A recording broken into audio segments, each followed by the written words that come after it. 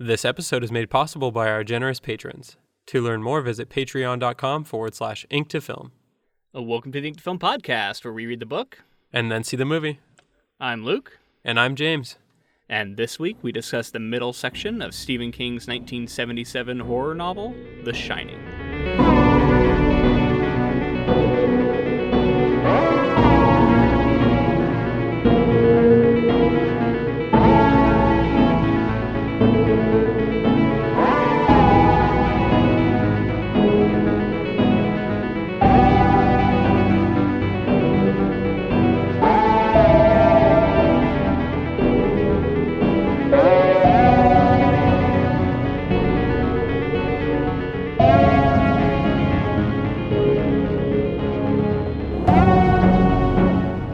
What's that, Tony?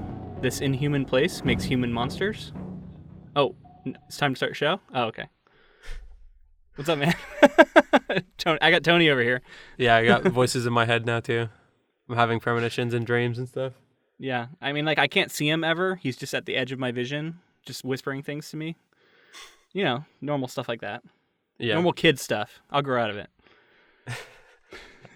So this reading has been really interesting because it's been like colliding with my life in weird ways. So really quickly, I wanted to talk to you about my experience that I had today. I was finishing our reading and I was cleaning in the kitchen like very thoroughly. I had a lot of cleaning supplies around me and stuff. And I'm listening to the audiobook of The Shining. And Jack Torrance starts thinking about crushing up Excedrin and using Excedrin. And he gets high off that. Chewing and I started Excedrin, chewing it up. And I started to get like lightheaded because of all the cleaning supplies and everything. So I was in like a really weird headspace during some of this reading. and I don't know, I feel like it almost kind of added to it. It wasn't intentional, was it the cleaning obviously. supplies or was it The Shining? Yeah. Was I in room 217? Yeah, were you still in your crazy hotel? No, you're back in your apartment, but maybe it's haunted. You just didn't know it until now. Like they said in the book, it's like there are some hauntings that that are with you, and there's some hauntings that are like in the hotel. So did they say that in the book? Well, Wendy was worried that if they left, that some stuff that's going on with Danny might potentially follow him along. True enough. She not in those words, but they basically said that. Okay, well, so this is the middle section of The Shining, if it's not clear already by that. We're going to cover parts 3 and 4, so if you want to follow along, and then we're saving, I think it's just part 5 for this last week. It's like a big section, though, right? Very big, yeah. I think it's the size of 3 and 4 put together. Okay, so part 5 is going to be next week, but this is part 3 and 4, which covers a lot of plot ground. So there's a lot of great stuff to talk about in here. But yeah, so that's what you're getting here. We're not going to do like any spoiler warnings. We're just going to get right into it, I think. For sure. Yeah, so I want to know, just in general, before we get into the nitty gritties, just your experience reading this book. Like, you know, you were very early on last time we talked, but I want to know now that you've gotten like a big part of it. What's it like? How does it compare to watching the movie? What have you been enjoying it? I honestly have started to really lean into Stephen King's thing about it not being a faithful adaptation. The movie being not a faithful adaptation. So you can start to see why now. Yeah, because it's like the characters, although well portrayed in the movie, are a little less deep. There's a little less going on there, and I think Jack Torrance is definitely more. I think we talked about it last episode, but he's definitely more sympathetic as well as more complex seeming. Yeah. Because in the movie, we just don't have to spend enough time with him to really get all of this depth. That's a good point. I view him in the book as a lot more of a tragic figure. Like, he is like a kind of a piece of shit, but you really get a sense that he's a piece of shit who really did want to change. Like that, like he really wants to. And it's impossible to really define what is him and what is the hotel at times, because those two lines are so blurred, you know? Right. And there's a lot of like flipping back and forth, scene to scene. You're on Jack's side, and then something will happen, and you're just like, why are you acting like this? And then he'll switch back to kind of being, and you're kind of seeing that struggle. And I do want to say also the difference that I'm noticing a lot is that this is, I feel like Kubrick went for more of a horror, like I know that this is a horror book, but Kubrick went for more of like a horror aesthetic. And this is kind of like there's a little bit more layered into it, more of it being about alcoholism and like regrets and relationships and things like that. Rather than it being one person losing their mind, you're kind of questioning all the characters right now. Like it's like, is Danny really seeing what he's seeing? Is Jack actually like self-inflicting all of these things that are happening to him, or are there actually, bad things happening because of circumstances? So there's a little bit more to the characters, like, and we talked about it with Shelley Duvall's character in the Shining, her character Wendy. I think her name's Wendy in the movie too, right? Yeah, I believe so. Yeah. So Wendy in the movie is a lot more screaming and running and being scared, and this is not that. Yeah, Wendy is a very different character. Like, yeah, we mentioned it last time. She definitely seems stronger, like more protective. Although, I mean, you could say the movie version is protective too, but she just, I don't know. She stands up to Jack more, it feels like. But yeah, just circling back around to Jack, I think it is this is my second read through. And so I'm able to kind of really focus on certain things a little more. And I really like how King blends what's going on inside Jack's mind to where I couldn't decide whether to blame him. Because like you can either view him as a man who was on the edge, but was working to change, who is being influenced by the actual hotel, not just like shown stuff, but like actually altering his state of mind and making him angry and making him lose his shit. Or you can view him as a man who is on the edge, who's being put in an extraordinary situation and then failing to rise above it. Like it's his own weakness causing it. And which way you fall on that, I think will determine how much you blame Jack Torrance for what happens and how much you blame the hotel for what happens. Right. And both are to blame, I think, but it's like what's the percentage you assign it? I think is an interesting question, and it's going to be very interpretive to how you read the book. Yeah. For me, I agree with you, and I think that it's definitely situational for me, because there are a couple times where I'm like, this is clearly a mistake, and there are other times where it's like, what would you do in that situation if your wife and kid, you know what I mean? We'll get more into it, but if it's like something happened, do you think that freaking them out and telling them the stuff that you saw is the right thing to do? Or do you think holding some stuff back and kind of protecting them? I don't know. We'll see where we land on it. Yeah, I think that's something to track as we go through the specifics of each of these scenes, which we are going to do that some here. So I think what I'll do is I'm going to read a little paragraph of summary, and then we'll react. We'll basically give our reactions to that paragraph, like what that covers, and then we'll just progress through the book that way. That sounds good to you, man. Sounds good to me. All right, well, let's get into it then. We got a lot of plot here. When we left Jack, Jack and the family had just gotten into the hotel and everybody had left, right? And they're there now alone. So when we see him, he's up on the roof doing some work where he's stung by wasps. While considering how to get off the roof to look for bug killer, he slips into a memory. He thinks about his abusive father and worries about his temper. He thinks about breaking Danny's arm and the incident with George Hatfield. After some time has passed, he goes down to get the bug killer, and then he kills the wasps and thinks that their nests will make a neat decoration for Danny's room. When Jack gives it to him later, Danny is elated. So let's talk a little bit about this wasp scene and the memory. I think the memory of George Hatfield is interesting, because I think this is where we get it in full, right? Yes, we get his feelings on George too, which I felt like was really important to dig into, because he feels bad for George because he has this stutter in this situation, but there's also, even though he says the opposite, I think there's a sort of jealousy towards his youth or towards his privilege, because this kid is very well off and he's a like super athlete and great looking guy. And he reminds him of himself when he was young, so it's kind of like jealous of those glory days. I agree. I think that Jack is an unreliable narrator when we're in his mind, because he lies to himself all the time, I think. Right? Oh yeah. I don't know if it's I don't know if it's officially confirmed here, but I totally got the feeling that he did actually fuck with the timer. I think it's confirmed, because he repeatedly says, I wouldn't do that, but if I did it, I would have done it for this reason. And he gives a solid reason for doing it. And that's in his mind. So you're like, okay, he totally did it. Well, he's so unreliable because he says numerous times. Do you want to explain what the timer refers to in case people haven't read that part? So he's the head of a debate team, and the students are all a part of that. And he has a lot of great students, and this kid is really bright and he could do really well. but he has speech problems. Like he has He trouble. he has a stutter that only pops up while he's doing his debates. Right. So whether it's nervous, whatever it is, he gets up and eventually starts to stutter and loses it. Basically isn't as effective as some of his other students. And he even says like he's cutting this kid some slack because he thinks he has so much potential, and he would have cut him from the team if he was anybody else. But he hasn't cut him yet. And there's a specific time that George is a part of a debate, and there's a timer. They have a certain amount of time, and it ended sooner than George felt like it should have. And then he kind of went after Jack and was saying, you messed with the timer, you made it my time shorter. And basically he adamantly denied that to the student, to George. And then as time goes on, he's in his own head kind of thinking of how he knows he didn't touch it. He would never do that.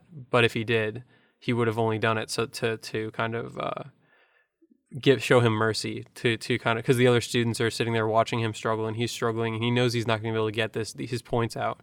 So it would be a mercy on his part of giving him less time. Right. So yeah, I mean, it becomes clear, I think, later that he did do it. So then what happens is George, Jack is out in the parking lot later that day, and he catches George slitting his tires on his car and slashing his tires, whatever. And he basically just flies into like a black fury where he doesn't even remember what happens. And then when he like kind of comes to, he's like pummeling George on the ground basically, and they're pulling him off of him, and he's like almost killed this kid.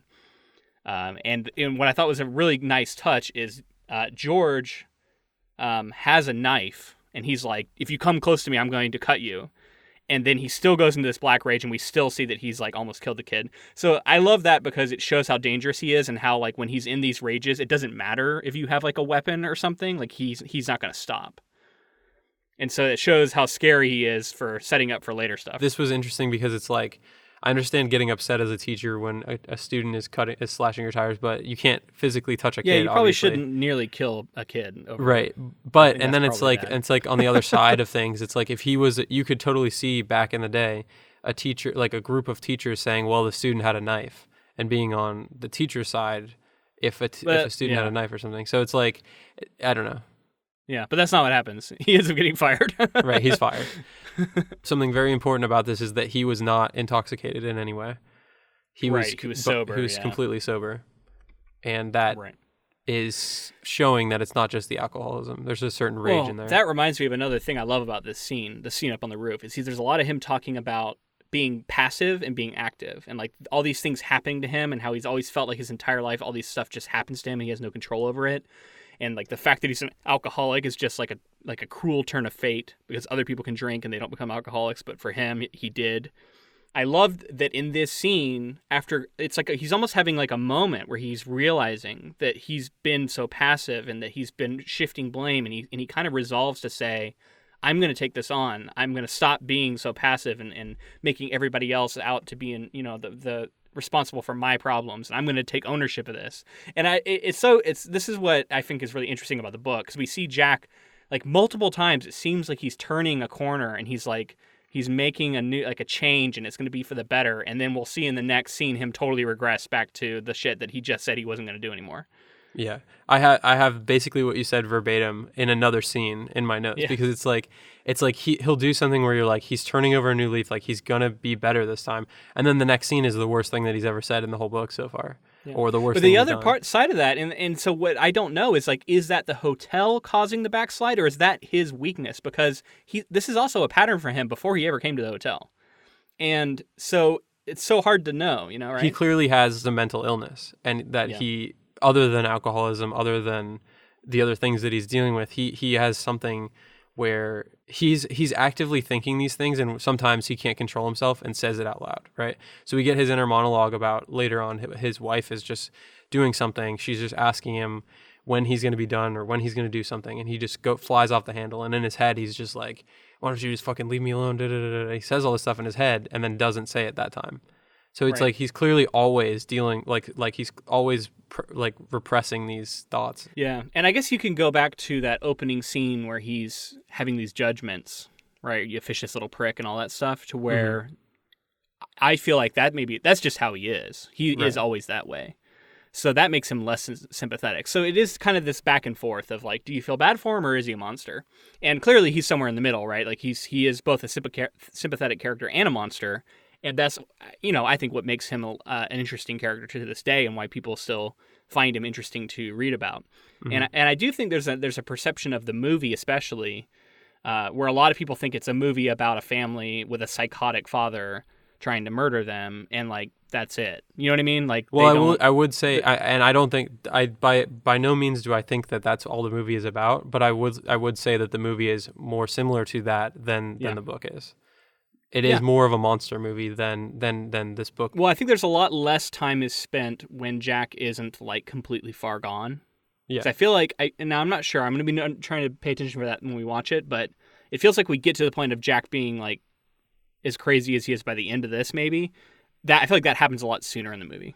I don't know. Maybe I'm wrong, but I don't think that. I think that happens later, but I do agree that he starts to go crazy much sooner. Yeah, well, I mean, Stephen King said that he thought from the get-go. He said like as soon as he saw Jack in the film, he was like, "This guy's insane." So I think to him it felt. I think he agrees. Like he wanted to have more of an arc for it, whereas no, I don't know if that's fair. You know what I mean? Like, I don't know if that's necessarily true. Jack Nicholson, I think the argument is that Jack Nicholson just looks insane. So even from the beginning, he's getting this vibe from the guy. But I don't know. I mean, something to pay attention to. Last thing I wanted to say about the scene is just that there's something very specific that happens. A wasp stings him, and he vows to get revenge on it. Like, he very specifically thinks they're all going to fucking die because they stung me. Yeah, so we see him being vengeful, right? Exactly. So it's like everything that happens to him is just that it's happening to him. It's not like it's circumstance. That undercuts the like change he thought he had, right? Because then that's like a thought he would always have had. That's no different. All right. So that night, Danny sees Tony and Redrum while he's in the bathroom brushing his teeth.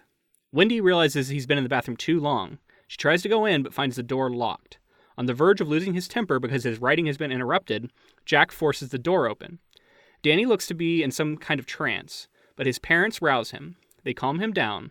Later that night, while Danny is having more visions of Redrum, he feels something crawling on him. Wasps. He screams, and Jack and Wendy go to him. The wasp nest is totally swarming, and Jack can't understand it. He and Wendy calm Danny, and then Jack takes the nest outside after enclosing it in a glass dish. So yeah, this is another cool Stephen King thing where it's like, is it supernatural or is it not? You know, and it seems supernatural, and I think the implication is that it is. But there's just enough of like a maybe they were maybe the bug bomb didn't work as well, which is what Jack assumes. Maybe the bug bomb didn't work as well as it was supposed to, and they were just like zonked out in there, and then they woke up. Mm-hmm. But we definitely get the implication that it is actually supernatural. But I like that there is a real world explanation to it too, right? Definitely. And there's too many wasps around the nest and on the nest than could ever have been in there, right? From my reading of it, there's so many. Well, it's like as if it was completely like unharmed. Like it's like a full nest of wasps. Basically, is the implication I got. And this is more of Jack showing his rage because this one specifically I felt was such a great moment.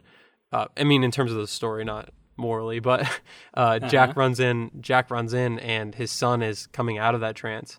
Danny's coming out of the trance and he's stuttering a little bit, and he like grabs him and shakes him and tells him not to stutter and like snaps at him.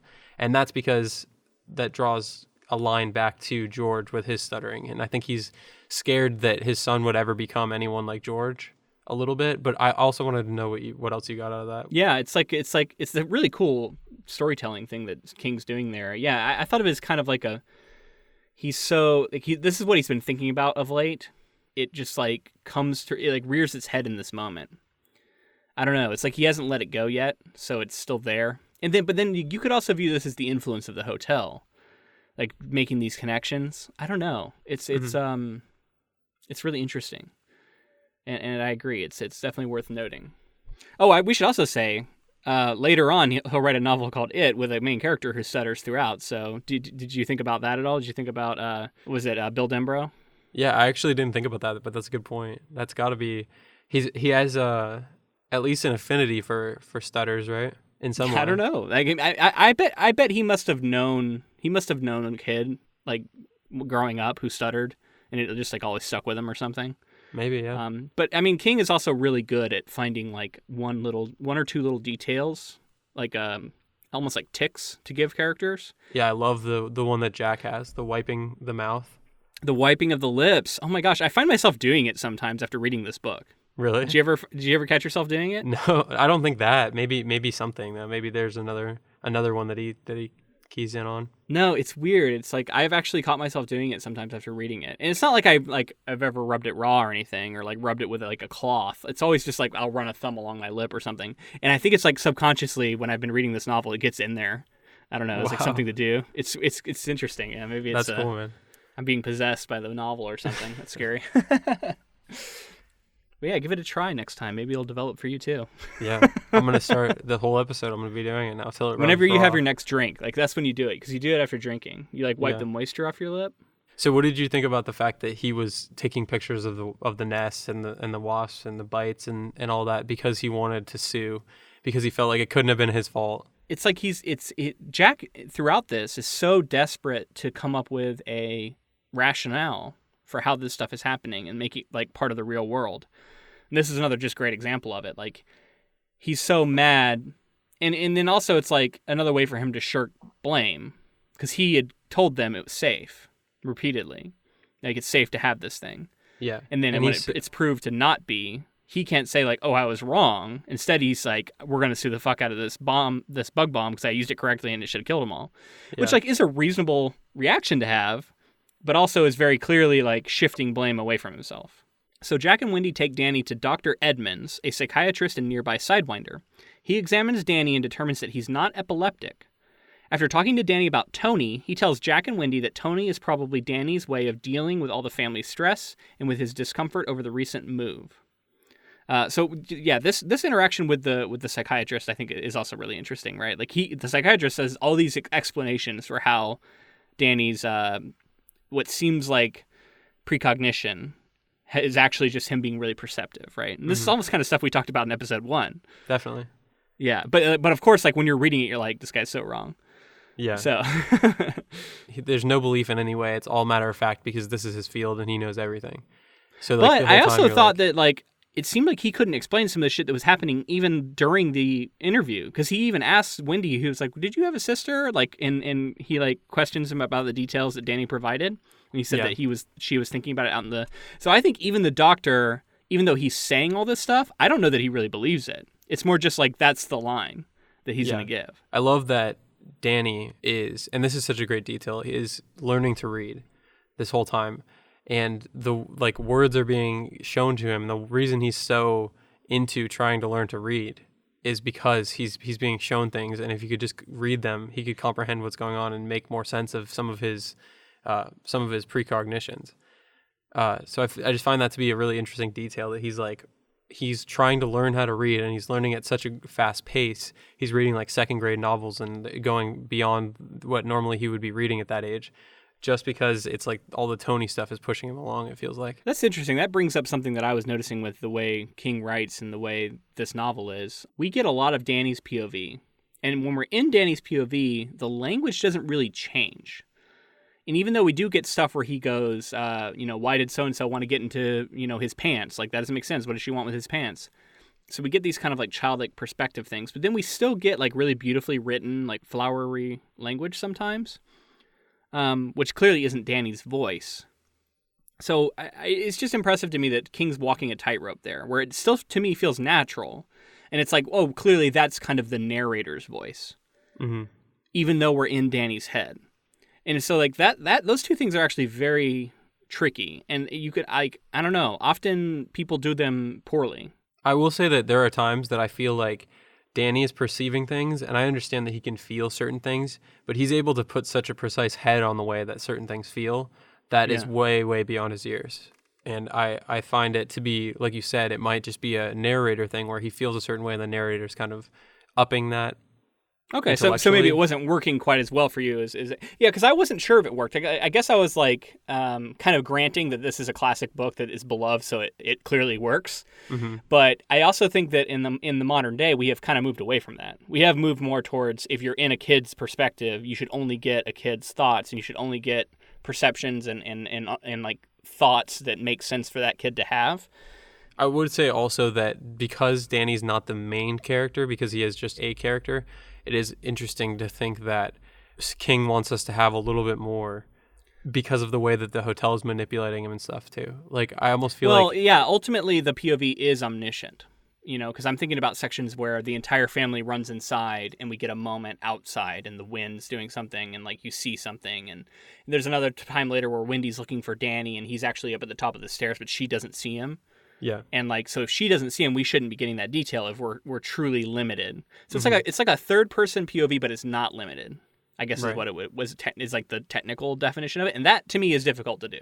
But I think he does it well. It's just, I don't know that I feel like this style has fallen a little bit out of fashion, but that's just like a, I don't know, very modern thing, I guess, is to not write this way in general. Yeah. But I would say that it's still like, it doesn't bother me. Right. I think it works for me as well, but I do think that it's worth bringing up just because it feels, it's interesting because he also does kind of lampshade it by saying he's so intelligent for his age, he's so perceptive for his age, and a lot of that. Yeah. But I don't know how perceptive a 5-year-old can be at some point. I do like speaking of another POV, whenever we're in Jack's POV and there's times where he says like this was like this and he makes it into a metaphor, but then he's like, that's actually a shit metaphor, but it does an okay job showing it. And he like critiques his own thoughts. Yeah. Well, that's a writer, that, right? Like a writer would. Yeah. So like that's one of the bonuses and why a lot of people try and reach for like a writer protagonist and why that's now a cliche. It's because you can get away with stuff like that, and I think a lot of writers that is appealing to them. But then it can also feel kind of cheap. Yeah, but it's also like Hollywood loves its own industry too. Like a lot of movies that are nominated for Oscars are about art or about crafting a film. If you make a movie about making a movie, it's good, it'll be nominated. Like that's just like because the people who are voting on it respond well to that because that's their lives. Yeah. 10 days later, while in the basement looking at the Overlook's papers, Jack finds a scrapbook detailing the Overlook's history between 1945 and 1967. It was once owned by multimillionaire Horace Derwent. The first thing in the scrapbook is an invitation to the Overlook's 1945 grand opening masquerade ball. Jack learns that Derwent has organized crime connections. The hotel was a favorite spot for organized crime players. He begins thinking of writing a book about the Overlook. After some time, Wendy comes down to see what he's up to, and they begin to flirt. Okay, so mainly this is all about that hotel history stuff, which was definitely kind of cool, right? Like the connections to the mob. There's like a hit at one point that left several people dead. We've already seen that reference with the like blood spatter on the wall. Yeah, what did you think? I don't know. I mean, I think we get some of this history stuff in the movie, but it's probably, I imagine, is a lot less detail. I think so, yeah. I like this because it gives more backstory to a lot of the seeming hauntings or bad spirits or things that are around. And I think it is cool that it's not just, the lady in the tub or like the family that was murdered. It's like there's more than that has happened. And then the idea that the hotel has passed through so many hands also kind of, and there might be some backdoor dealings going on with that. Well, and he was saying like there's a lot between the lines that isn't even on the page. Like he's reading between the lines and going, what was actually happening here? And we know that this is all mob stuff. So it's like, what was happening that wasn't even being reported, right? And what is even being recorded in these scrapbooks? So something interesting is that Danny, when he was in the doctor's office, the doctor asked him to call Tony and see if he could get any visions or anything. And Danny saw his father finding this scrapbook. And he wanted his father to put it down. He didn't want his dad to go through it and open it. So it's almost like he had a moment where he knew that this was going to lead him down a dark path. Like getting into this detail, getting obsessed with this stuff was going to be bad for him. Well, and speaking about it, like I love how creepy it is that it's unknown whose scrapbook this is. Right. And it's mysterious, right? And he's like, there's like little handwritten notes and stuff in there, and he can't figure out like who would have left this thing and for what reason. So it makes it very mysterious and ominous, in my opinion. I love that. One other thing I wanted to mention that's our podcast related. I think Danny in the doctor's office was reading a copy of Where the Wild Things Are. Yeah. So yeah, you're right. I actually did write that down. So that was a cool little connection. I mean, that means that King must have been a fan of that book for his kids and realized the artistic value of it, because that's like a fantastic kids book, and his name is Maurice Sendak. He completely encompasses the kind of artist that I think a lot of other artists want to be. So I think that's a cool shout out by Yeah, King. and we did a whole episode on like the movie that was made, the book itself, and then also a documentary about Maurice Sendak life, or like the end of his life. That was really, really cool. So yeah, I thought that was a nice little symmetry for our podcast for sure. So meanwhile, Danny is outside of room 217. He has the pass key and his curiosity is really strong, but he remembers promising Halloran to stay away from the room and ends up running away. That night, Wendy worries about Jack and Danny. She thinks something bad is happening to them at the hotel and decides that she'll ask Danny what he thinks the very next day. Danny knows his mother is worried. He's worried too, but he knows the Overlook is the last chance for his family and so is afraid to leave. He decides he'll ask Tony to show him how to stop Redrum. The next day, on the way back to the Sidewinder library, Wendy asks Danny what he thinks. He's adamant about wanting to stay at the Overlook with Jack. So yeah, this was like a pretty tragic part, right? Yeah, this is a pretty large section. We got outside of room 217, Danny was attacked by the fire hose, or he thinks that he was attacked by a fire hose. It fell, and he felt like it was chasing after him. So, I mean, that's starting out the terror of room 217. And then we also just went through Jack having the conversation with Ullman. He calls Ullman about all the stuff that he found in the scrapbook, and he kind of confronts him about it. And I felt like this was weird. And then later, it's explained that he didn't even understand why he called Ullman instead of calling the maintenance guy, who probably would have known more about the book anyway. Yeah, he's kind of out of control when he does that, right? Like it's his temper, it's just completely flown off. And it's just because he doesn't like Ullman. Like he just wanted to stick it to Ullman because he called him out. That does remind me, there's this thing where Jack keeps repeating that the words that he heard, that every hotel's got a ghost. Why? Hell, people come and go. And this is another thing that we've talked about already, and I just want to continue to highlight. It is a really cool technique. Is the characters keep fixating on certain phrases and then repeating them to themselves, right? And like every time they say it, it's like either found some sort of new meaning, or it informs the scene they're in some way, or it's like them reflecting on something. It's really cool. Like I'm as a writer, I'm every time I see something like this, I'm like, ooh, I want to like have that in my toolbox. Mm-hmm. So I'm trying to remember, and I point out these things so I can remember to put them in my own writing in some fashion.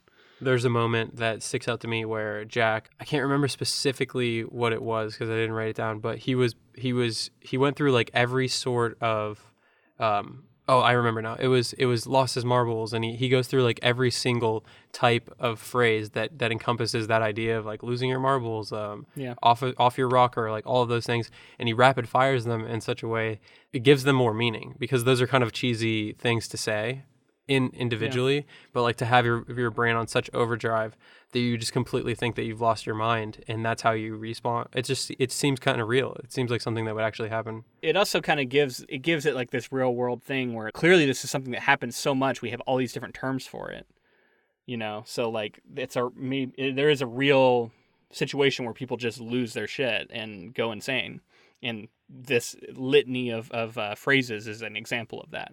Mm-hmm. So yeah, I think it's interesting. It's used to good effect for sure. So one more thing I wanted to say about this conversation with Ullman that he has. He doesn't know why he called Ullman, and he keeps talking about how he feels like he might be sabotaging himself at some points in his life. And he thinks like, did I want to get fired? Did I want to leave the hotel because I feel like something bad is going to happen? And that was a moment where I was like, I think he has something. He doesn't have the shining, but he's able to perceive something coming. And did you think that he actually did want to be fired? Something in the back of his mind was saying, like, if we can just get out of here, it would be better for us? Or do you think that was just a little self-sabotage? Yeah, I don't know. I mean, it's probably a bit of both. Maybe there is some part of him that recognizes he's losing control. And so he thinks, if I can get myself fired, that'll get me out of the situation, somewhere in like the back of his mind. But then it's also just, an example of him being out of control. Right, it's his temper getting the best of him. He just wants to yell at somebody. Mm-hmm. It's him behaving more erratically for sure. Oh yeah, so also that conversation between Wendy and Danny about she kind of asks him, "Do you want to like leave? I'll take you to my mother's right now." And well, you know what I mean. We won't go back up there, and Daddy will be okay. And Danny says, "No, I want to stick it out. Like that's the only way we can make this work." And so ultimately it comes down to Danny making the decision to stay. Otherwise they would have been able to, this could have ended. Now, of course, dramatically, this wasn't going to actually end, but it is an interesting, it creates another decision point where a decision has been made that continues to make this disaster possible. Yeah, and I think this is a turning point for Wendy as well, because she's fully bought into the fact that Danny has a gift. Yeah, you're right. She asks Danny to bring out Tony and ask him what he thinks is going to happen and if they should stay. And that's fully showing that she's like, he has something, he has a gift, because he pulled out the fact that she was thinking about her sister in the waiting room of the doctor's office, and he gave specific details about what she was talking about, and she was like, there is no way that any sort of minute details could have led him to these conclusions unless he could read my mind. Yeah, and I like how it's like the doctor's spiel only just made her believe it more ultimately, because it failed to explain, on a sufficient level, and it just sounded like bullshit to her. Yeah, so while Wendy and Danny are having this conversation, Jack is trimming the hedge animals near the Overlook's playground. When he takes a break from the playground, he thinks about the love he had for his abusive father. Then the hedge animals start moving and seem to threaten him. He gets pretty scared, but chalks the incident up to an hallucination. This definitely reminded me of, has anybody ever, because I haven't watched Doctor Who, but I've had some people try to get me into it by showing me certain episodes. And one of the ones they showed me, I think it's called, Angels or something. And it's about these angels that move only when you look away. Yeah. Or Blink. It's called Blink. It's called Blink, yeah. It's the 10th Doctor. Yeah. I can't believe I can't think of what the episode's called right now. Or I think it's called Blink. No, what the angels are called. They're called something angels. I can't think of what they're called. Have you seen right all of Doctor Who? I've seen I haven't seen all of Capaldi, but I've seen the 9th, 10th, and 11th all the way through. And I've seen some of Capaldi. So anyway, it reminded me of that, and I wonder, because that came later, so I wonder if although I don't know, it could have also been based off of the original Doctor Who, which was much older. I don't know the history enough. I wonder if that's what idea predates, because that was very much like that to me. It was only when he didn't look would they move, would the topiary animals move towards him. I don't know for sure, because I'm not steeped in the original Who stuff as well, but I'm pretty sure that the angels are a newer thing. They're from new Doctor Who. I think they came in around the 10th Doctor. I think that was the... Yeah, so I wonder if they were inspired, but I mean, like we've talked about, this is such a foundational novel for a lot of modern horror that it wouldn't shock me, if even if it wasn't deliberate, just somewhere in there, one of the writers had read this book and just always thought that was creepy. The concept of something only moving when you look away. Yeah, well, that's a great episode to have seen, by the way. And I just looked up Weeping Angels. I can't believe I couldn't think of it, but the Weeping Angels is what they're called. Yeah, because they have their hands in their face until you look away, and then they'll move. Yeah. So how do these topiary creatures compare? I mean, I totally see that. The thing that got me... I mean, did you find them as creepy, less creepy? How's a topiary creature less creepy? I think less creepy, but same kind of thing. Because it's outdoors in the daylight. I will say that they're pretty big, is the thing. Topiary creatures could be pretty big. Well, speaking of, we get a very similar scene later with Danny in the same area. I found this first time to be spookier, in my opinion, than the second time. And I don't know why. I think it's because I liked it was kind of cool to see something affecting Jack for the first time. I think that's what's scarier. Yeah, that's what made it scary, I think. I almost feel like, and this we're not worried about spoilers, but Jack's experience in room 217 is scarier to me than Danny's was. Really? Yeah. Okay, now that I don't know if I agree with that. I'll tell you why when we get there. Okay. Let's move on then. That night, the snow begins. Over a week passes, the phones go out, but the radio still works. Things are peaceful, and Jack is getting deeper into the Overlook's files. Today, Danny decides to go back to room 217. This time, his curiosity is too much, and he goes into the room. In the bathtub, he finds the rotting corpse of a naked woman. He runs to the door, but can't get it open. The chapter ends with Danny feeling the corpse's hands on his neck. Well, I just want to say this scene is legendary. This is a scene that I've seen brought out in class and read verbatim, because it is like a clinic on how to write a horror scene. There's so many things that King does, these progressive reveals, these the silence. Danny can't make noise. He's choking during this. He's trying to scream, but it's inaudible. The way he describes it, all these sensations he's having. I love the scream that he talks about, a scream that he lets out that goes internally and screams echoes through himself, but can't make any sound like externally was awesome. That was such a good. And moment. then he keeps reaching for like safety lines, and then they keep not getting pulled away, and like I'll look away and she'll be gone, but then she's there, and then they can't hurt. Obviously, the final at the very end where he says, I'm gonna calm down. She can't hurt me. Dick Halloran told me that she can't touch me, she can't harm me, and then that's immediately proven wrong when he feels the hands on his throat. Like that's so well crafted. Like if you want to be a horror writer, like go read this scene because it's incredible, and I think it really shows that there is a true art to setting up a scene like this. Because in a lesser writer's hands, this could almost be silly or almost just be like a zombie scene or something, but instead it's incredibly creepy. And I don't know. I think this is an iconic bit of Stephen King writing. Agreed. I just wanted to mention the payoff of the Hallow Ren stuff and how we had the idea in our minds that he would look at whatever was there and then look away and look back and it would be gone. The moment where Danny's calming himself at the doorway, you can see a child doing that, and the way that he calms himself and he has his eyes shut and he thinks, okay, this is my moment to get away from this. He said that they couldn't hurt me, so they can't hurt me. And then that reveal, the moment that the hands close around him, I get goosebumps thinking about it. It's so creepy, and the smell. I've talked to you about it like so many times on this podcast, I feel like, but the idea of the smell is like the last thing that gets him. He talks about how the fish, it smells like fish as it closes around him. Like the hands that are coming towards his neck, they smell like fish and they smell rotting. And we talked about how powerful that sense is in writing. I thought it was so great. Yeah, and I love how, because when he shuts his eyes, it enables King to really focus on the other senses. And so, you get the smell, but then you also get the sound of her thudding footsteps as she's like coming over and all this stuff. I want to tell you so badly why I like the Jack scene. Let's just do it because we'll pair these up. So let's compare it to that, because the Jack scene is also very good. No denying it.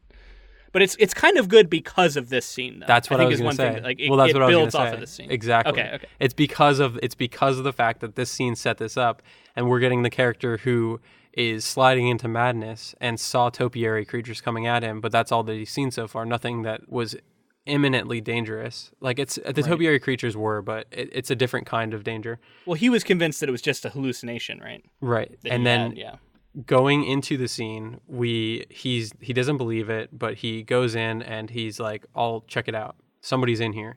And then we get two things that stand out to me. He notices first the rug and then the smell of the soap. And then the reader, he's about to lead. As the reader that since those things popped up, something else is going to pop up. So he's building so much dread. And we know it's this woman in the bath. And he opens the curtain. Hear this curtain sound, like shh.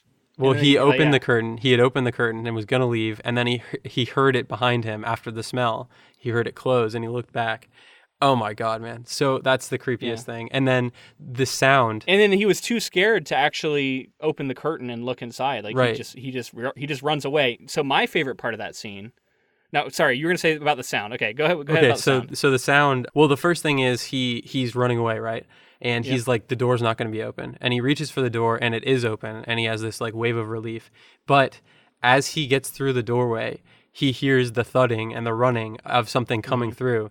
And he oh my God, the moment where he's thinking if he went and looked in the peephole, what would be on the other side? And dude, what would he be eye to eye with? Yeah, that's such a great line.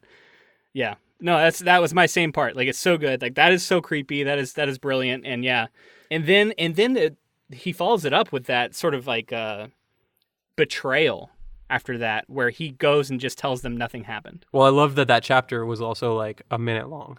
Yeah, because it gives it all this weight, right? Like, this is all this chapter is because it's so important. And I think the chapter was literally called like The Reveal or something. Yeah. The chapter was called something crazy. But so there's a moment where he's standing in the hall, and this is our character, this is our adult character that's supposed to be like protecting his family. And he's standing outside of the room with his eyes shut, just whimpering. And then he's convinced that when he opens his eyes, she's going to be the woman from the bath will be standing there in front of him, and he opens them and she's not. But he can hear the rattle of something turning the handle of the door, which is so good. I love that scene. So we're a little bit out of sorts here. There is some important stuff that happens like in between these scenes. So I'm going to get to that. This is going to be part 4 here, is what we're getting into. We've already kind of leaped across the divide a little bit.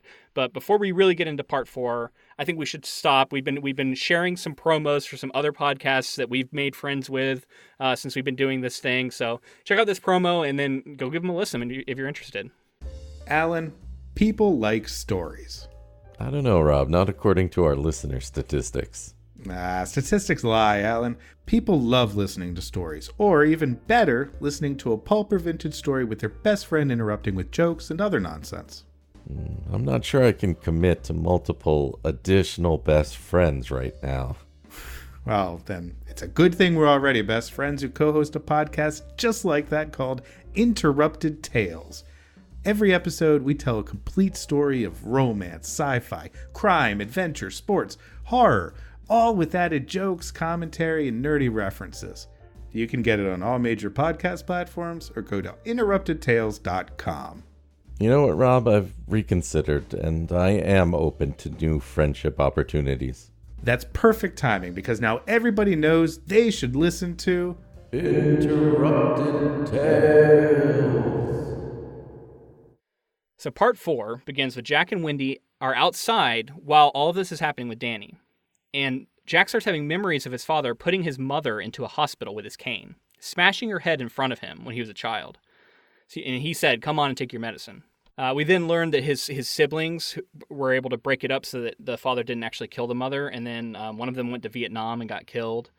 And it also sets up this relationship that Danny has with his abusive father. And I think you can see that he really is That Jack has. Jack, sorry. Yeah. That Jack has. And you can see that Jack is like afraid of becoming this guy. But also, I like that he had like a positive relationship despite all of this still. Well, it seems familiar. Right. And man, just that scene, like this is another situation where King does this stuff so well. That scene of the abusive father, man, like, and we see this character pop up time and again in King's writing, in my opinion. We there are characters just like this in it, for sure. These like piece of shit, abusive adult, like father figures. And yeah, just him screaming, saying, "Take your medicine," and all this stuff, which we know is something that Jack keeps thinking, like fixating on. And then there's the detail that really sells it. Yeah, is the mother, saying like, what I forget what she says. She says like, where's the newspaper? Your father wants to read the comics or something like that. Right. And then once, which is horrible because that shows that it's a norm or that it's something that was expected and that she felt like that was part of life. Like that was something she had to go through. And then when in the hospital, they lie and say that she had fallen or something, and she corroborates it. And that's when basically the whole family... He lies and says that, and then she says, yeah, that's what happened. The whole family blows up after that. One brother goes to, like you said, Vietnam, I think, or just joins the army. Another one goes off to school somewhere, and that kind of was the last straw for them. And so that also, while all this is happening, there's a radio playing that is the sound of Jack's father talking to him, telling him to kill his family. He's like, "You got to kill him." And then he says, "Because a real artist must suffer." And he says that a couple times. And I love that, because that is something that if you're a writer, you will hear this. This is a well-known thing people say, and it's such bullshit, and people use it to like forgive some of the most heinous shit, people being like going through terrible divorces, people like suffering losses in their family, all this shit. People will look at it and go, well, he's an artist, so this is going to make his art better or their art better. And it's such bullshit. Like it's so poisonous, I think, to the artistic life to think that you have to just live in a constant state of depression and trauma to create, well. And then that's why you'll see a lot of writers posting kind of counter arguments about like, when I'm upset, I can't work. Like I can't write, I can't produce. All I want to do is sit around and like, wallow. And so that it's actually the opposite, where I need to be like in a good space to be able to create. Right. So anyway, I just thought it was interesting here that like his father's hitting him with this like well-known cliche that I think is just so poisonous. Yeah. I mean, I think that there are reasons that it's like a stereotype. It's like a creative thing too. It's like if you're in a bad situation, you might be more motivated to get out of that bad situation. But it's not to say that being in a bad situation all the time would make your art better. It's that maybe you have a fire under your ass or something like that that can motivate you at first or something like that. Because it does, and I'm not trying to say that I believe in the stereotype. I just think that maybe whenever it does happen, whenever someone is, has a troubled past or something, and they're able to use that, it kind of, maybe it's just that people call that out more often than not. Maybe it's just that people who are happier, and when they create things, it's not so much written about or talked about. But it does seem to be there's something to it, I think. No, I get what you're saying. I think I look at it this way: like every human being, for maybe not bar none, but 99% of us are going to have trauma, and we're going to have tragedy in our lives. And if you're a writer, sure, you probably use your art to try and like cope with that and like understand it and think about it. And that's not a problem to identify that is a source of artistic, I don't know, like a wellspring of artistic, fuel for people. But what I think it becomes poisonous is where people who are not, creatives start to like almost wish it upon people. Yeah. Or like delight in it happening and saying like, oh, it's a good thing it happened to him. Now I'll give him something to write about. Yeah. And like we, as an everyday human who just goes through life, you're going to have plenty of shit happen that you could write about. Like you don't need to have your, spouse die or, your children, like there's so many terrible things that I've seen people like go, well, it'll give them something to write about. And like, it's so awful when you see that. And so it's like, I agree with that though. That's completely toxic in my opinion, like you were saying. Yeah. Yeah, and truthfully, and then you get like writers who, creatives who kill themselves over this kind of shit, and then like you're not getting more art, like so it's like, I don't know. Mental health is such a like huge topic when it comes to creative, because there's a lot of writers who are also afraid to like address their own depression and take medicine for it, and like they have like a chemical imbalance in their brain, they're afraid to address it. And then because they're afraid that they're going to lose their edge, their artistic edge, right? Mm-hmm. But then you also have people who will end up committing suicide, right? Because they didn't deal with issues they had and like literally lose their lives to this stuff. So it's a very complicated issue. And I feel like it could be like a whole episode of a podcast could just be talking about that. And we could bring on an expert or something. But yeah, in general, I think that you're right. I don't think that it holds much value to say that like somebody who is doing well off, and that they've, say somebody has written 5 or 6 books and they're doing really well for themselves, it doesn't mean that they need to go through something bad to write another good book by any means. Because I guarantee you that person has gone through bad things in their life. Exactly. And so you you can always write about that stuff. Mm-hmm. Like you don't have to. It's not this ongoing thing where you just like every day has to be terrible. I don't know. Yeah. Anyway, yeah, because I think that's across all art. You see a lot of people who like shit on bands who get popular because they're too rich now and they have too cushy a lifestyle and yeah.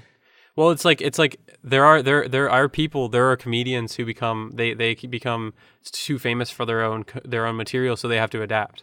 You know what I mean? They can't be the everyman anymore and also be a millionaire. Well, and King's a really good example of this to look at because, I mean, at this point he was popular, but he wasn't, what he is now. So I would be really interested. I hope we cover some more of his later novels, Yeah. Because I haven't read a lot of his more recent stuff, but I'm really interested because he is such a blue-collar writer. Like all of his main characters are these like blue-collar, working-class people. But I mean, that is very far away from Stephen King. Stephen King is literally a billionaire, right? With multiple he has multiple mansions and shit. Like, so yeah, I don't know. It's an interesting debate, and like, do Stephen King fans feel like he still has his edge? And if not, is it because it's not in the writing, or is it more like? Because sometimes I think it's just a failing of the person who is like putting that perception onto it, because they know this about the person, right? So they're failing to like give it a chance. Mm-hmm. Instead, they're kind of going in expecting it to be colored by the fact that they know that a billionaire's writing it, or a billionaire's making this music, or whatever it is, Right. I don't know. A huge debate, but we got a lot more plot to get through, so let's get back into that. So he smashes the radio that his father's voice is coming through, which is like one of their only connections to the outside world. So then they find Danny, and he's in a bad state. He has bruises all over his neck. Wendy immediately suspects Jack and locks herself in the bedroom with Danny. Jack goes down to a bar and imagines having drinks in it. Soon, Wendy calls to him. Danny wakes up and tells his parents about the woman in 217, and Jack goes back to the room to check it out. Now, we've talked about this scene. So I'm going to skip a little bit down here. So he tells Danny and Wendy that there's nothing at all in the room. Later that night, Wendy begs Jack to take them to Sidewander on the snowmobile. She's very worried about Danny and wants him to see the doctor again. Jack agrees, but when he's in the equipment shed getting the snowmobile ready, he throws away a part it needs in order to run. So that covers a good bit of a plot here. But I wanted to back up to when they first find Danny and how he's standing up there with his thumb in his mouth. I think it's such a great detail. And I love how this sets up, this happens multiple times, where you immediately know Wendy's going to think that Jack did this. And you feel kind of like bad for him because he didn't do it. But like you also understand why, like, what else is she going to think happened, right? Of course she's going to think he did it. But so they're both right and both wrong at the same time. My thing is that he was in a situation where you feel bad for him, but then reacts the wrong way. Of course, he completely flies off and is so defensive and doesn't do anything to like prove his case, really. Exactly. So it's like, that's like, maybe again, that's the hotel influencing him to feel these ways, but it feels almost like the hotel has contrived this situation, right? To like turn them against each other. For sure. It feels that way. Yeah. But the interesting thing is that it doesn't continue to be an argument because she believes Danny when Danny tells her that it was a woman in room 217, and he basically comes out and tells them everything. Yeah, well, there's a moment where Jack is able to turn the tables on her because when Danny first speaks, he says it was her, and then Jack just looks at her like accusatory. But then I like how in the very next chapter, he's like, but I actually don't believe it because there's no way in hell she would never harm him. So he actually doesn't even, but he just like, he loves the opportunity to kind of turn the tables on her and make her defensive for a moment. Well, but that's a big deal too, because it's like, again, that's like revenge because she wrongfully accused him. He was like, I don't care that she didn't do it. The fact that I can turn this on her and like be hateful to her was an opportunity he was looking forward to. But we also need to talk about the bar that he was at during this time period when she thinks that he hurt Danny and runs into the bedroom and locks them in there. I love how this is set up too, because he's sitting down there and he's just kind of imagining it of his own volition. Like he starts talking to Lloyd, and I got a very strong sense that he was just making up a character. Like, I'm just going to make up this bartender character and I'm going to talk to Lloyd. And he's kind of losing his shit a little bit, obviously, but I don't think he's like full on hallucinating Lloyd. And in fact, the only hallucinations I think he's really getting is he can hear people in the booths behind him.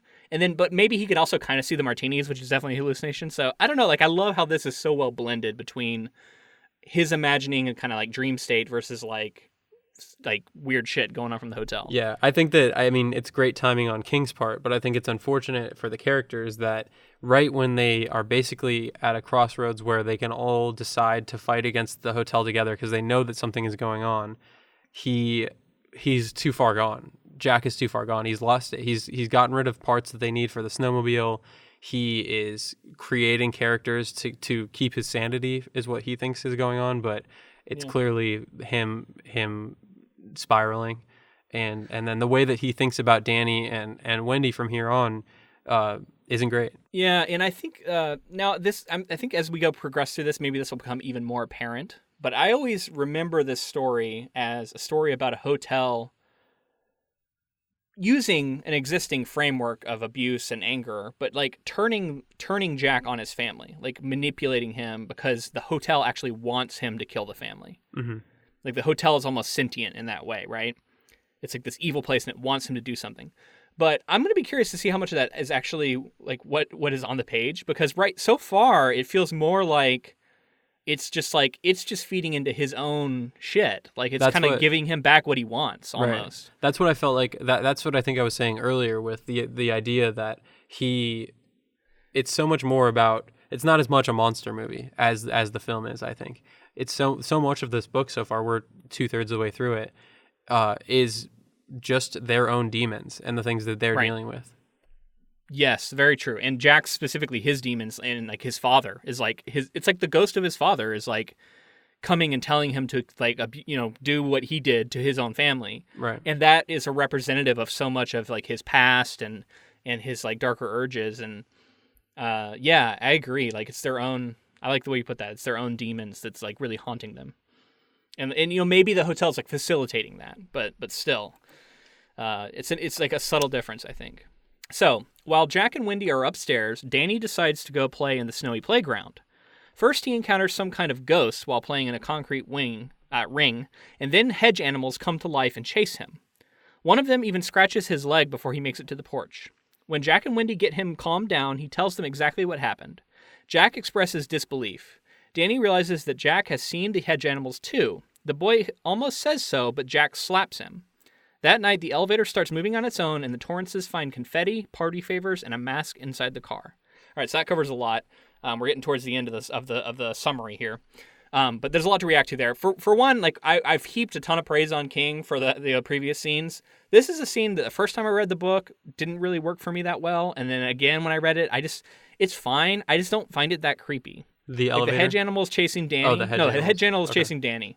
I think it's because it's kind of already been done. Mm-hmm. And whereas like you get the call and response between the Danny scene and the Jack scene. This is the reverse, right? It's Jack first and then Danny. Yeah. So there's a symmetry there, and like I feel like on paper it should work, but maybe it's just the fact that they're hedge animals, and I just can't quite find them that scary. Yeah, I find them to seem like, for some reason, and I don't know, it doesn't really make much sense, but it's almost like a giant stuffed animal running at you, or like something I mean, like, that doesn't seem as scary as something that could have But been. if you put yourself in that scene and you saw a fucking hedge animal, that you looked away and you looked back and it moved, it would freak you the fuck out. Like there's no doubt. Right. And especially if they all start moving closer to you and like chasing you and shit, like, but only when you look away, it would be scary as hell. There's no doubt. It's just something about the fact that we already got that scene. Yeah. And then I guess this version of it doesn't add a lot to it. It's kind of the same thing. Well, they get him. He gets scratched, I Right. guess. They like get him is thing the that only really happens. difference. Whereas they didn't get Jack. But Well, they kind of get him. They don't like Right. eat him or anything. No. Which is also something interesting to bring up is like, what were they really going to do had they surrounded him?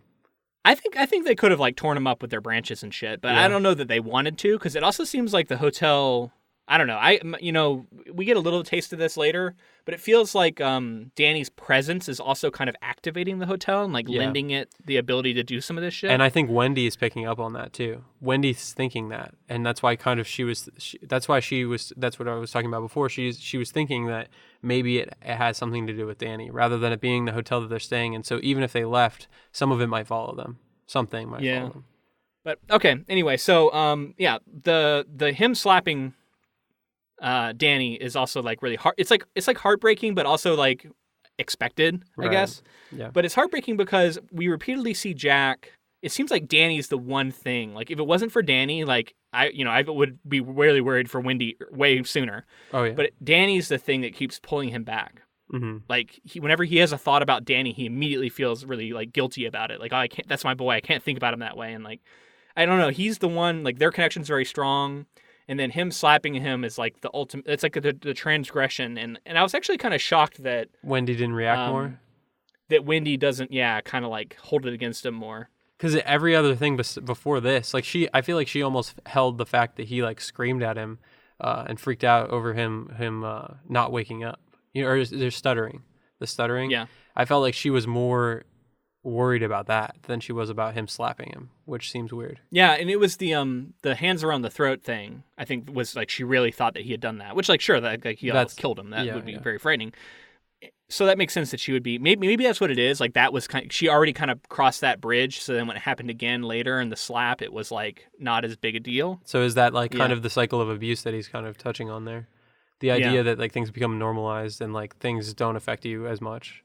Yeah. Oh, Like and she this- was upset about it. Like Yeah. she definitely was mad at him for it. And like you said you'd never do this, and then he even says like he feels bad about it. He's like, oh, I can't believe I broke my promise and all that stuff. But we've seen this from time into time from Jack from Jack. So you kind of like at a certain point you start to roll your eyes. You're like, okay, sure. Yeah. You feel really bad about it, but next scene you're gonna be like, Yep. you're getting ready to kill somebody again. Yeah. So speaking of next scene is the elevator, which I think is kind of creepy, and this starts to go into like the lore, like the background of, I think of the things that have happened in the hotel. Like what is the hotel trying to do to them by like the party like is like popping up in Wendy's brain and stuff, and the Yeah. This is the first time that we've seen Wendy actually see something supernatural, right? I think.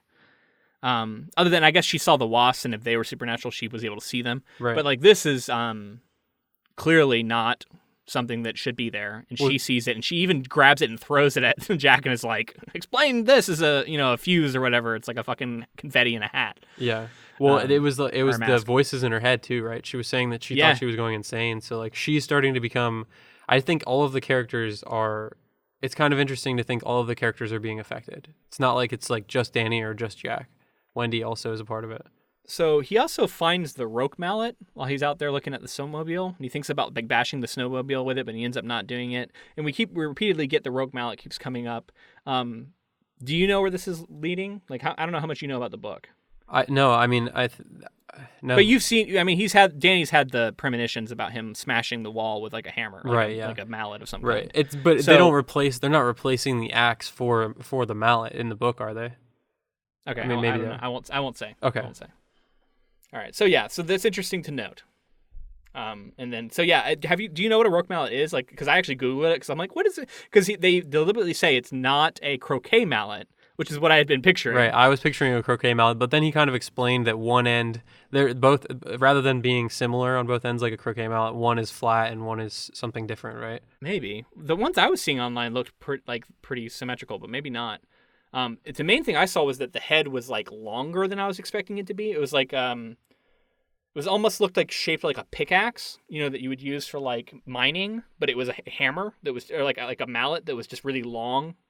Well, I just looked it up. That's what I was expecting. That's what I was picturing basically, because a croquet mallet is very similar. I know what roque looked like then. I didn't realize that I did, but that's what I was kind of picturing for some reason. Yeah. Anyway, so so the last section we get here, I think we just get into it. Is Danny like opening a clock and seeing like these figures kind of like doing lewd stuff and like doing like a dance and all this stuff, and then it kind of becomes a vision, and he sees a vision of their room in the Overlook, and there's a limp hand that's dripping blood that is written on a mirror the word Redrum, and then a clock appears and he can see a date, and it says December 2nd is revealed, right, as the date of whatever this is. Mm-hmm. And then he can see in the reflection of like the glass on the clock what's in the mirror, and that's like a reversed word, and we get the reveal of Redrum actually being the word murder. Murder. And then he kind of like makes the connection of murder and Redrum in his mind. And then like a black hole opens up from the clock, and then he like wakes back up in the main room. And he calls Dick Halloran with all of his might, which and that's the end of part 4, and I just know we're gonna cut to Dick Halloran and like what he perceives. I just like expect that. Yeah. I think I'm probably also remembering that does happen, but nice. It's like I'm excited for that because I feel like it's cool. But yeah, this is really interesting. And then the Redrum reveal, which I mean obviously you already knew it because that's the thing in the movie too. Yeah. But I wonder how many people, like, when you first read this book, like, if you just finally got that, I was like, oh, that's such a cool reveal. I never saw that. It is, like, the word in reverse and all this stuff. I was looking at covers for The Shining, and I don't know if this cover... The original cover, dude, does not reveal anything. No. That's what I was going to say, is that I don't know. I think this one probably came out after the movie did, but there's a cover that has Redrum written with one of the R's backwards, and... If that's the case, I think that is the only hint that I think people that hadn't seen the movie or knew the reveal. That's the only hint that I think was even laid out, and I don't know that was laid out by King in any of the covers. The original cover is very like it's just like a couple of like faces and like there's a hotel in the background, and like you have no idea what this novel is about. It's colorful too, right? Yeah, it's bright. It's like bright. Very interesting. Yeah, definitely not what I would imagine for a typical horror novel cover. Maybe that like hadn't come to be the fashion yet. That was more of an 80s thing where you get these really iconic, the Stranger Things obviously borrowing from that style for their like intros and stuff. Yeah. But yeah, there's a very iconic period where you get these really cool horror novel covers, really evocative, and This Shining original cover, at least, I think predates that because it does not look like of a kind with those.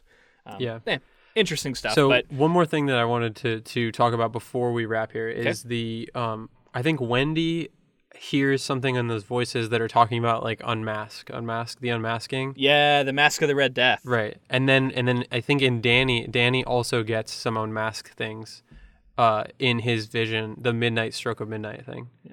The Red Death held sway over all. I would love to cover an Edgar Allan Poe thing. Yeah. Like I know there's been some movies and stuff made off of that, right? Like we got to be able to find an Edgar Allan Poe adaptation we can do. I'm sure there are. The one that comes to mind is The Raven, and pretty wild movie. Oh yeah, that movie. I never saw that movie.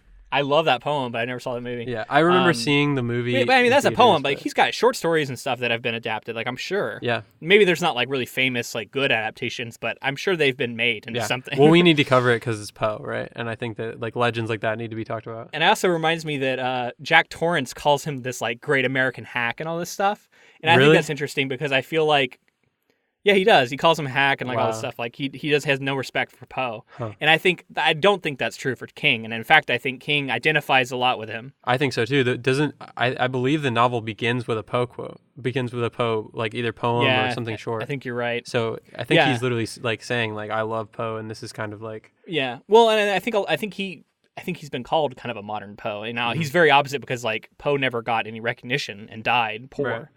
You know, whereas King obviously has, but he's throughout his career been called a hack, been called lots of names because he writes horror, and it's considered this like puerile, genre that is not respectable at all. And so he's always had to combat that perception. And so I like the idea that Jack Torrance is almost like a literary elitist who looks down on Poe because he's like a horror writer. Yeah. I don't know. I thought that was fun. It's cool.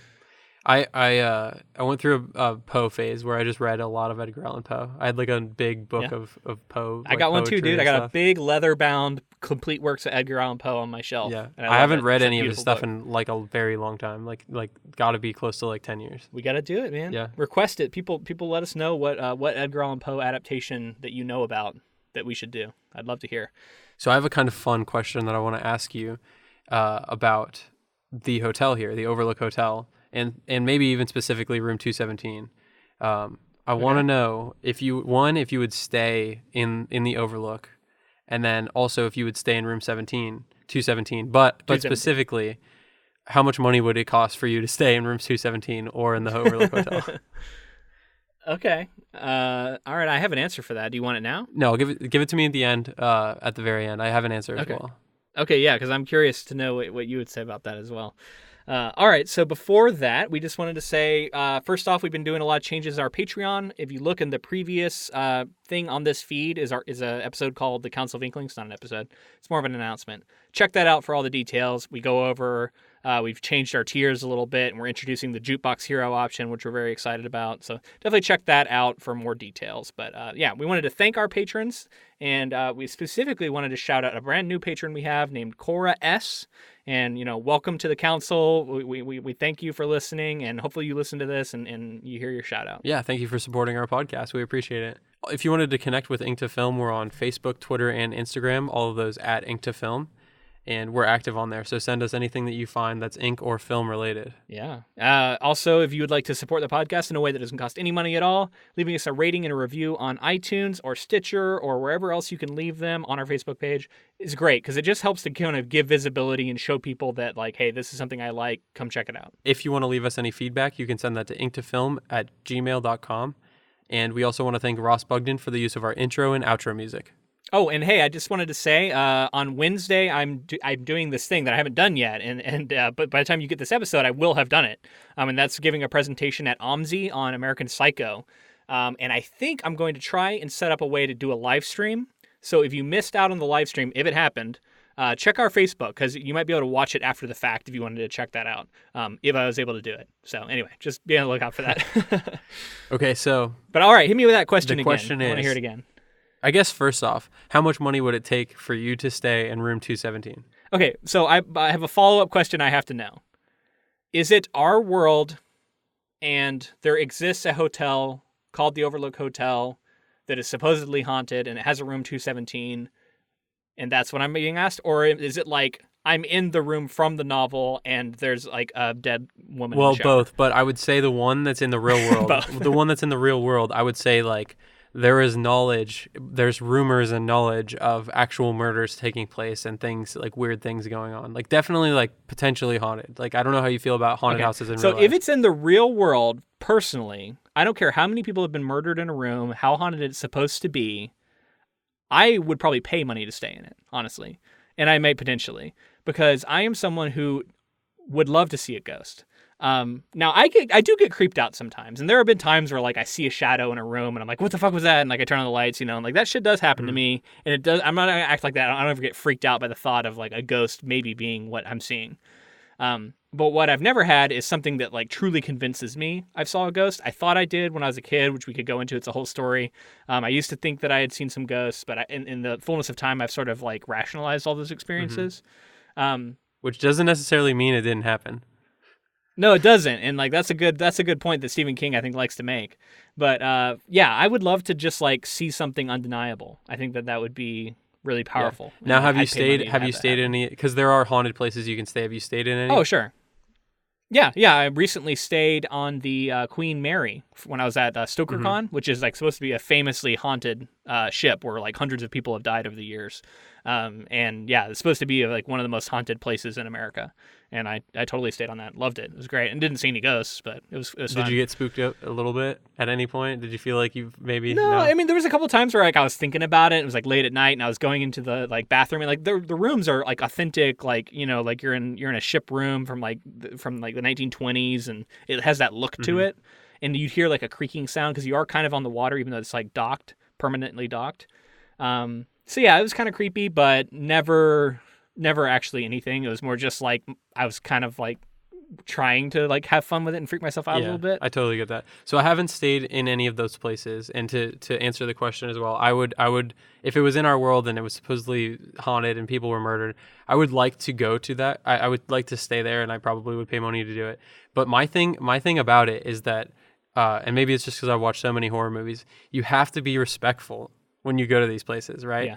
You can't go around fucking around like making a joke of it and like doing that, because that's the thing that I refuse to do. I will go to these places, but I will do it respectfully and with good intentions, because I think that's. You know what I want to do?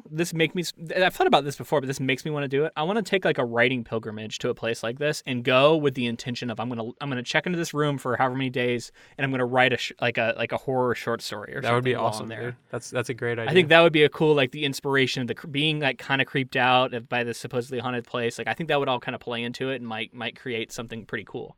Yeah, if you guys know of any, like, especially in the Pacific Northwest, any areas where you can go and stay in like a haunted place, send them my way, because I actually that would be kind of a fun thing to go do over a weekend or something. So I'd love to hear about. Okay, that. so the other part of the question: would you, if it was this world, would you stay in it? Now it's like if it's this world, you don't necessarily have all these details that Jack Torrance has and stuff, but like you. I mean, like I feel like in this world, I would be a character who would be like, prove me wrong. This is. I am a rational person, and I don't believe in this. And then I'd probably be, like, killed or something, so. I think I would do it, but I'd probably end up, like, strangled to death by the rotting corpse woman. I think the adventurous side of me would say that even in this story, I would probably be the person to check it out. But that just shows, man, we'd be in danger in this shit. Definitely. All right, man. I'm really excited to get to the end of this. I'm looking forward to this last part here, so. But I think that's it for now. So until next time. Thanks for listening.